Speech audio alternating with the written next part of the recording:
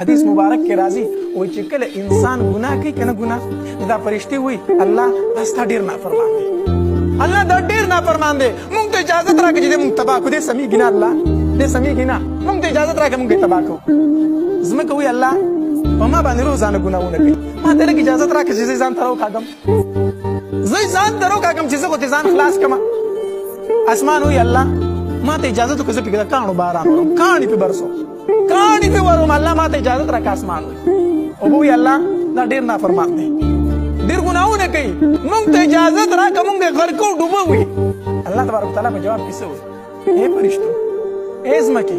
ای اسمانه ای دریابه که ستاسو بندۍ خو وکړئ ورسره که ستاسو بندۍ څه چې زړه خو غواړي هغه ورسره وکړئ خو که ستاسو بنده دی زما بندۍ نو ما ته یې پرېږدئ زه یې معاف کومه زه یې څه کومه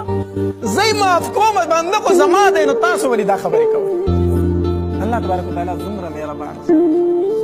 مهربانه